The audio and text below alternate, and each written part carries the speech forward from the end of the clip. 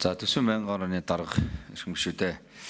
За Монгол улсын их хурлын төсвийн байнгын хорооноос санхүүгийн зохицуулах хорооны эрх зүйн байдлын тухай хуулийн 11-р зүйлийн 11-гийн 2 дахь хэсгийг үндэслэн санхүүгийн зохицуулах хорооны орон тооны бус гишүүнд өвгөн хүүгийн гэрэл тоодыг дэвшүүлсэн. Төсвийн байнгын хороо Монгол улсын их хурлын чуулганы хуралдааны дэгэн тухай хууль, Монгол улсын их хурлын хяналт шалгалтын тухай хууль, нийтийн сонсголын тухай хууль заасны дагуу санхүүгийн зохицуулах хорооны орон тооны бус гишүүнд нэр дэвшигчийн томилгооны сонсголыг зохион байгуулахтай холбогдуулан дараах ажиллагааг явуулсан болно. 1.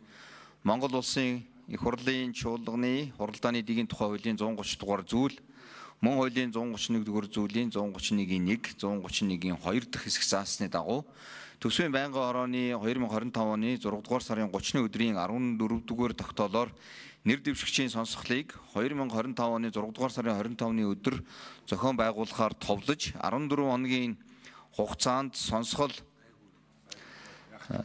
оролцогчийг бүртгэх болон нэр дэвшигчээс асуулт нэр дэвшигчийн талаарх саналыг хүлээн авахар сонсголын зарыг олон нийтэд хүргэсэн. Санхүүгийн зохицуулах хорооны орон тооны бус гишүүнд нэр дэвшигчийн сонсголыг Улсын хурлын гишүүн бай заявал даргалж сонсгол төсвийн байнгын хорооны гишүүд нэр дэвшигч гэрэл тод болон зарын дагуу бүртгэгдсэн нэг оролцогч оролцлоо.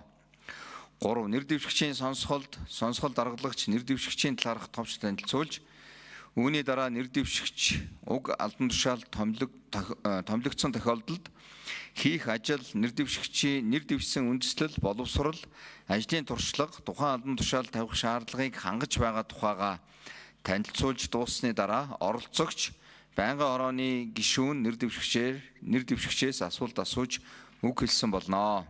4. Монгол улсын их хурлын чуулганы хуралдааны дэгэн тухай хуулийн 133 дугаар зүйлийн 133-ийн 1 дэх хэсэг заасны дагуу нэр дэвшигчийн сонсгол оролцсон гишүүд хаалтаа уралдаж хуралдаанд оролцсон гишүүдийн олонхын саналаар нэр дэвшигч уг гэрэл дотыг тухайн албан тушаалд тавигдах шаардлага хангасан гэж үзсэн болно. Анхаарал хандуулсанд баярлалаа.